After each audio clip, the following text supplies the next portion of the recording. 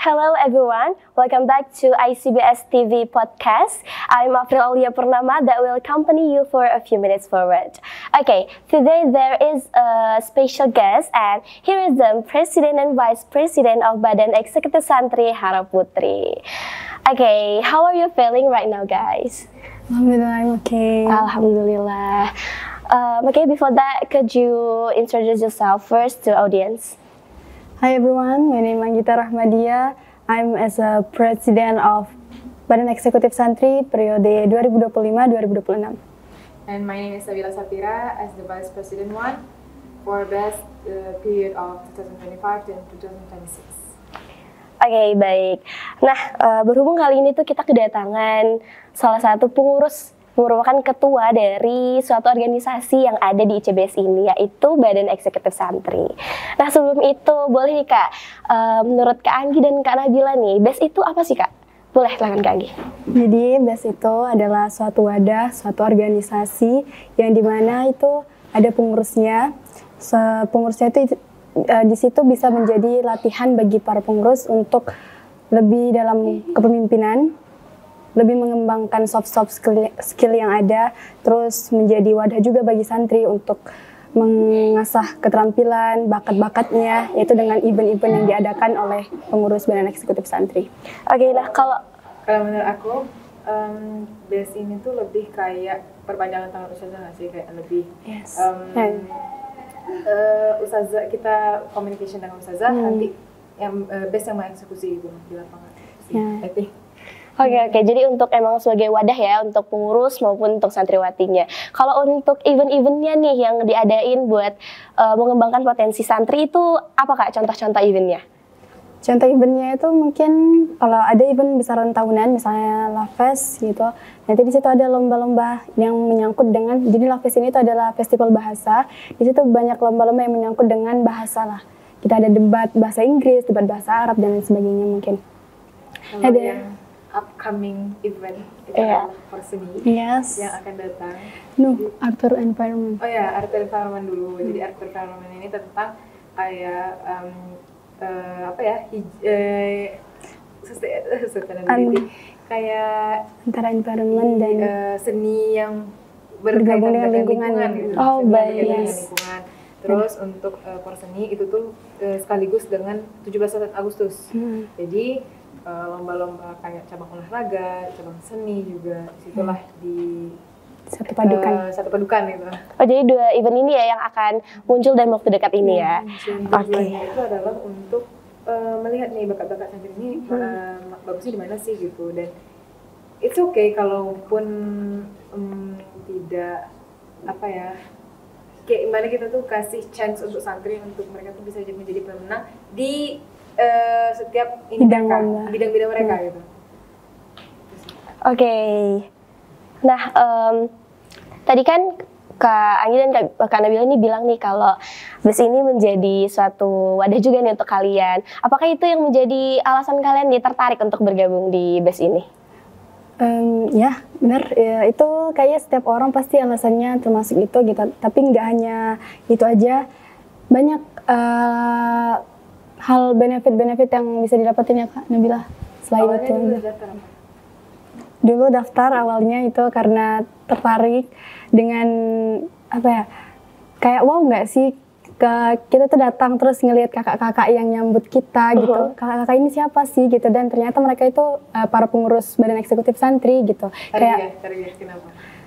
Oh, dulunya sempat daftar tarbiyah ya sebelum jadi presiden. Jadi sebelum ini tuh jadi tahun kedua lah bagi Ana sendiri. Tahun sebelumnya itu pengurus di tarbiyah, dan tertarik untuk tarbiyah itu karena ngelihat di musola. Jadi tarbiyah ini tugasnya itu untuk mengondisikan musola, terus mimpin zikir dan bagian tentang keagamaan gitulah. Nah, di situ tertarik gitu. Nggak tahu lah hatinya kayak tertarik aja gitu dengan tarbiyah. Nah, bisa jadi presiden itu apakah mencalonkan diri jadi presiden ini atau dipindahin gitu aja atau gimana Kak? Itu biasanya banyak pertimbangan dari ustazah juga. Dan penilaian juga pasti dari ustazah. Dan bukan hanya satu ustazah, itu dari periode sebelumnya, kakak presiden sebelumnya itu sangat mempertimbangkan estafet ini. Oke, nah tadi kan Kak Anggi itu sebelum jadi tarbiyah ya, dan sekarang itu bisa menjabat nih, sekarang udah di posisi sebagai presiden dan amanahnya jauh lebih besar juga. Itu gimana Kak perbedaan yang awalnya cuma mengurus musola dan segala macam tentang ibadah, terus sekarang udah memiliki amanat yang jauh lebih besar lagi, itu gimana Kak? Ibaratnya itu gimana? Kayak Ceritakan yang Anggi gimana? suffer From tarbiyah tuh anak ya tarbiyah tuh jobnya udah spesifik. Kalau menurut Anda sendiri udah jelas gitu, udah jelas. Oke, kita fokus di musola, kita fokus tentang keagamaan aja gitu. Tapi kalau udah jadi presiden, maksudnya dengan posisi yang sekarang itu nggak hanya kita tetap juga harus melihat musola, kita harus melihat juga di divisi lain, nggak hanya divisi tarbiyah aja sendiri gitu. Kita harus memang udah lihat anggota, lihat proker dan lain sebagainya. Banyak Lebih mencakup semuanya ya. Oke, kaget banget gak Kak waktu tiba-tiba pindah gitu? Ya, kaget. Oke, baik. Nah, Kak Anggi kan dulunya tarbiyah ya milihnya buat daftarnya. Kalau Kak Nabila apa Kak daftarnya dulu? Dulu I got accepted to be a vice president dari periode 2024-2025. Awalnya itu daftar bahasa. Memang itu dibahasakan kayak bisa nih jadi international school. Iya, benar-benar. Cuman qadarullah mungkin ustazah dan kakak-kakak mungkin mempertimbangkan yang lain, mungkin akan lebih baik di sini, dan jadi presiden tahun lalu itu juga apa ya kayak karena kakak-kakak semua, jadi itu first experience juga, jadi masih banyak koreksinya. Tapi untuk tahun ini alhamdulillah karena sederajat semua, jadi kayak lebih terbuka gitu loh. Lebih enak sama ustazahnya juga. Komunikasinya. Lebih dekat juga sama ustazahnya. Jadi untuk komunikasi insya Allah lebih efektif lah daripada tahun lalu juga bagus, cuman Tapi sekarang harus udah terlatih aja ya. Oke, nah kalau untuk cara menjaga komunikasi nih dari sesama anggotanya kan sekarang kan baru ya daripada yang tahun kemarin gitu, baru-baru orangnya juga. Terus jaga komunikasinya sama ustazanya itu biar nggak miskomunikasi itu gimana Kak? Kalau untuk sama ustazah itu komunikasinya biasanya ada rapat permingguan juga bareng ustazah, itu rapat bareng menteri juga dan ustazah. Terus di situ biasanya kita laporan mingguan dan ustazah ngoreksi yang ngasih saran lah. Gimana cara ngendel yang memang problem-problem yang lagi ada sekarang gitu. Kalau sama anggota tuh sebenarnya enak aja kayak dibawa santai. Jadi kayak semakin banyak kita ngumpul-ngumpul sama sesama, walaupun itu bukan tentang base gitu ya, kayak cuman ngumpul-ngumpul basa-basi aja tuh itu udah membangun bonding sebenarnya. Jadi kayak kita build trust, kita membangun kepercayaan, orang itu akan percaya, jadi kita komunikasinya lancar gitu loh. Jadi ketika mengkritik pun nggak setengah-setengah gitu, nggak ada yang ditutup-tutupin gitu ya, kritik aja gitu.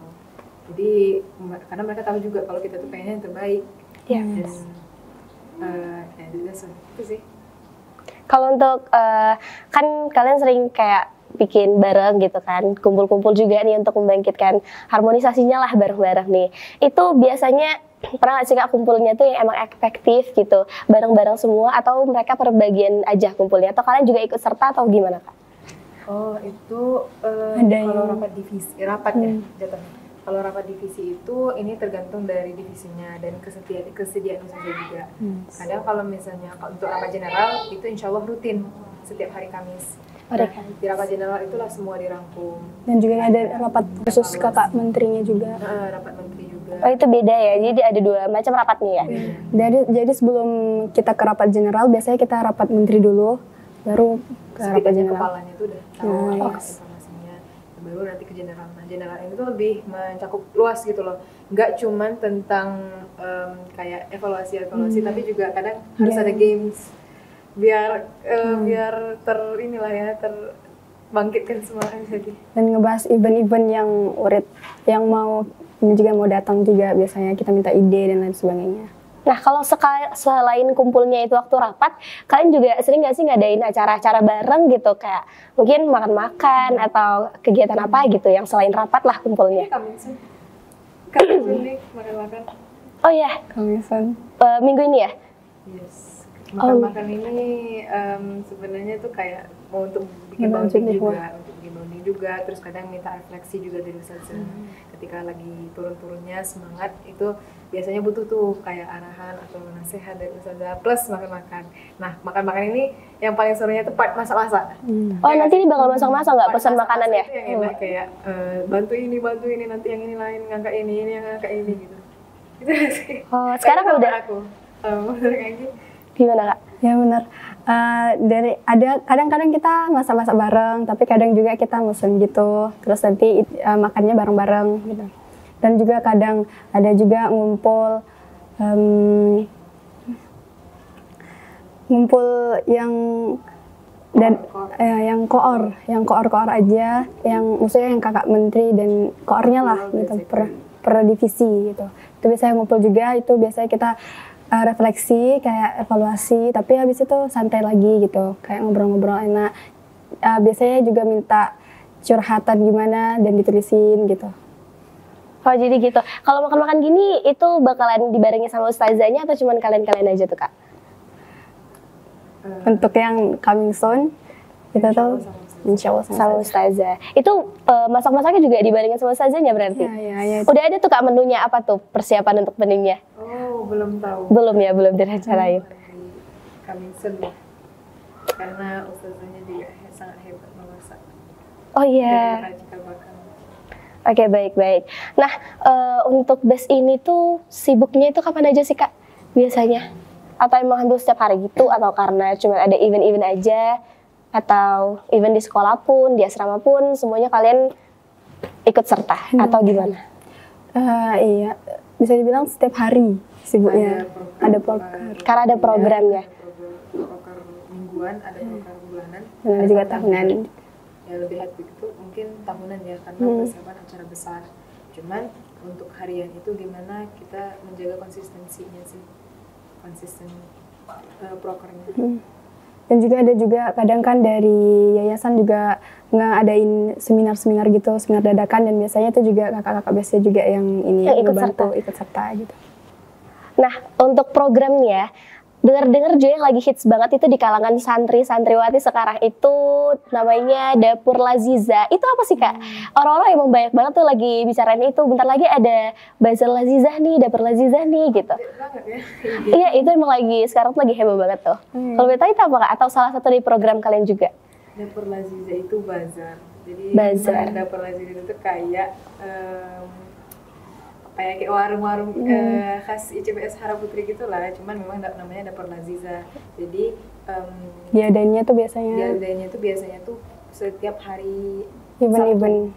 Itu waktu itu ditargetin memang setiap hari Sabtu, dan sampai sekarang alhamdulillah masih berjalan dengan lancar. Nah jadi kayak divisi ini nanti masak bareng, nanti jual bazar gitu. Itu kalau yang untuk event-event besar kayak wisuda kemarin itu memang ada Dapur Lazizah. Nah, terus yang paling besar juga itu waktu Ramadan. Oh iya. Heboh juga tuh ininya, Dapur Lazizahnya emang besar. Kak April udah nonton belum vlognya? Iya, udah dong itu. Apa namanya, bazarnya itu rutin ya, emang rutin setiap 1 minggu sekali. Ya, dan itu kalian juga dari bagian dari BES ini juga yang mengurus semuanya, dari masaknya, dari jualannya juga. Enaknya tempat masaknya, sumpah. Masaknya ya, itu nanti juga bakalan dibagi-bagi lagi bersama divisinya. Oke. Biasanya yang paling sering itu menunya untuk dimasakin nih di jualan itu tuh apa Kak? Yang paling favorit lah kalau nggak untuk dibeli sama santriwati. Atau dari kalian nih, kalian paling sukanya apa nih gitu? Buat dimasak atau yang simple-simple aja atau ketan apa namanya? Yang bubur ketan hitam. Bubur ketan hitam. Jadi itu ketan hitam dikukusnya sih. Pakai ketan. Ketan terus dikasih santan gitu. Terus ditaburin sama apa ya kemarin tuh? Mango sticky rice. Bukan. Bubur ketan hitam atau mango sticky? Itu beda. Kalau bubur ketan tuh yang pakai santan itu loh. Santan aja. Itu sih. Kalau aku paling suka ini mie ayam. Mie ayam. Nah, selama bergabung di organisasi ini nih, untuk pengalaman paling menyenangkan itu apa Kak yang kalian pernah rasain? Mungkin selama 2 tahun, hampir 2 tahun ini atau baru-baru ini? Waktu event menyenangkan, ketika ada event kita kerja bareng, di situ kerasa banget semuanya rasanya bekerja gitu. Terus ngerjain proker juga Sebenarnya seru-seru aja, semuanya menyenangkan. Yang paling aku highlight itu adalah ketika ini kayak kekeluargaannya, rasa kekeluargaannya, baik itu antara inti dan menteri, inti dan per divisi, atau itu menteri dan anggota dan ustazah. Memang yang paling enaknya itu ketika membangun kepercayaan ke orang itu loh, kayak kita percaya sama orang ini, jadi makin erat lah kekeluargaannya gitu loh. Jadi kayak kalaupun mengkritik nggak setengah-setengah, langsung aja gitu, langsung to the point. Jadi nggak ada yang ditutup-tutupin, nggak ada yang menjanggal lah nanti jatuhnya gitu. Mungkin ada konflik di ketika rapat, tapi setelah itu selesai gitu. Kan udah di ini jujur. Oke, baik. Nah, untuk kalian nih kan sebagai presiden dan juga wakil presiden itu kan amanahnya jauh lebih besar ya. Dan pernah nggak sih kalian kayak ngerasa capek banget gitu dengan tanggung jawab ini, dan cara kalian untuk membangkitkan semangat lagi tuh gimana sih satu sama lain, atau kalian sering curhat nih untuk kedekatan kalian atau seperti gimana? Capek itu pasti ada ya, tapi seru Pak. Seru. Karena itulah balik lagi kan, ya, namanya manusia juga pasti ada futurnya, pasti ada masa-masa bosannya.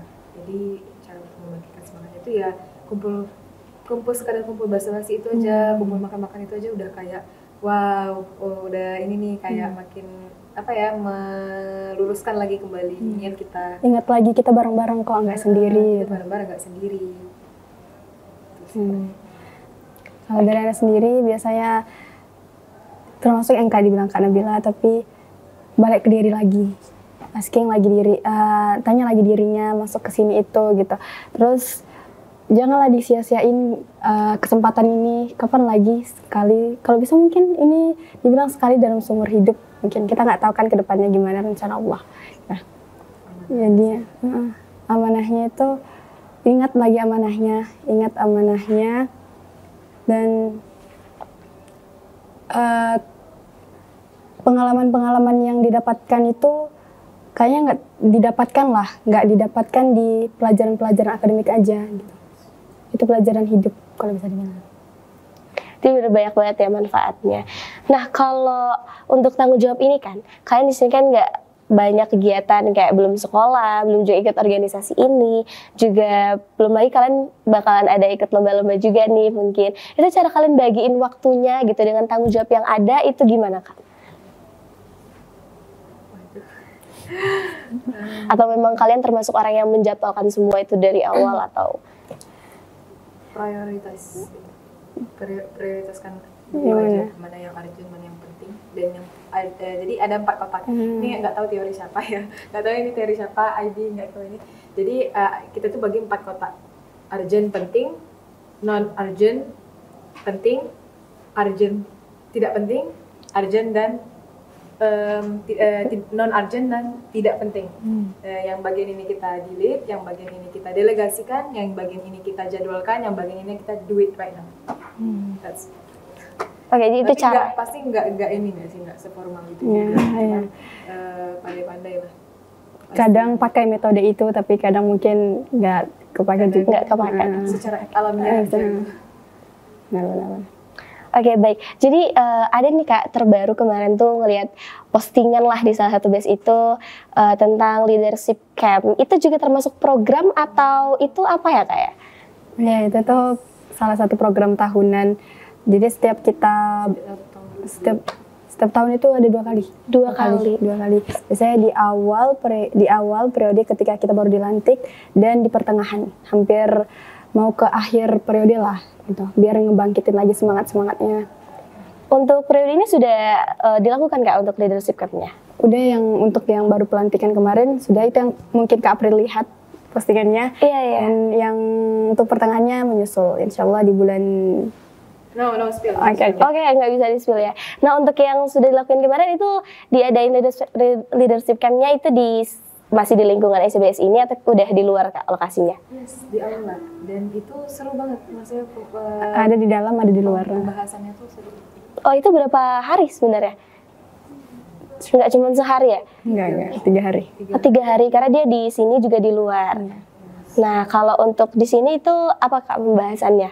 Tentang apa? Kalau untuk di dalam ICBS biasanya dari ustazah atau dari pimpinan itu ngasih arahan, terus motivasi juga, Visi misi juga dan latihan kepemimpinan lah namanya. Terus ada pemateri juga dari luar, dan itu Diundang itulah juga. yang ini kayak nangkep gitu loh.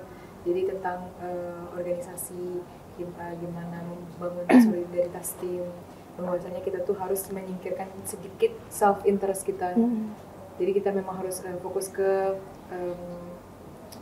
group interest, kepentingan kelompok daripada self interest. Oke, boleh nggak ini Kak titip pesan dan juga harapan-harapannya nih untuk BES sekarang, untuk kepengurusannya sekarang sampai periode setelah ini? untuk seluruh rekan-rekan BES, teman-teman BES, semangat terus, semangat untuk berproses. Mari kita sama-sama saling menguatkan, diingat lagi niat kita awal untuk mengikuti organisasi ini apa.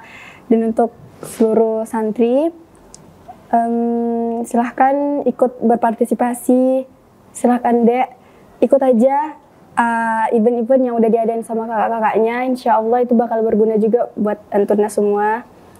Dan peraturan-peraturan yang ditegakkan sama kakak-kakak BES itu tuh pasti memiliki tujuan yang baik kok. Jadi silahkan dipatuhi. Dari Ana, untuk rekan-rekan BES, thank you untuk inisiatifnya, thank you untuk kerja kerasnya selama ini, dan Ana harap kita masih bisa Bersama. full team sampai akhir periode. It's okay, jangan patah semangat di conversation yang mungkin tidak mengenakan. It's okay, itu melatih kedewasaan juga. Dan untuk seluruh santri, tetaplah berpartisipasi dalam apapun, tunjukkan kontribusinya, show your talent. We are waiting for your talent. Oke, baik. Nah, pesan dan kesan dari Kak Nabila dan Kak Anggi inilah yang akan mengakhiri sesi podcast kita bersama Inti hari ini. Perlu kita ketahui bahwa organisasi ini memiliki banyak manfaat dan akan memberikan banyak dampak-dampak positif nih untuk kita selanjutnya, untuk masa depan kita mendatang. Oke, baik, sekali lagi terima kasih kepada Kak Anggi dan juga Kak Nabila sudah berkenan hadir, berbincang dan berbagi ilmu bersama kita semua. Saya selaku host pamit undur diri. Wassalamualaikum warahmatullahi wabarakatuh.